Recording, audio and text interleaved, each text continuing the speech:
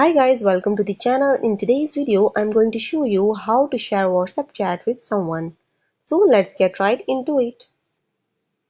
Open up your WhatsApp and then select the contact. Hit on this three dotted button. Hit on more. And then you have to hit on export chat. Once you will hit on export chat, here you will see include media or without media. It is optional. You can go with include media and you can go with without media. But for now, I'm going to hit on without media. And these are the options where you can share your WhatsApp chat.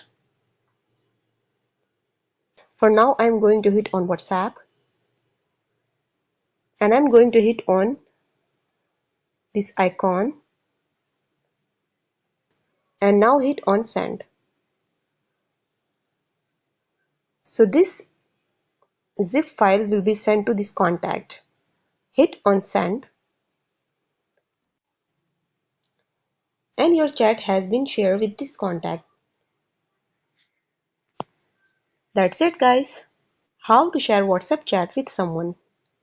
If this video helped you out, give it a like and subscribe. See you guys in the next one.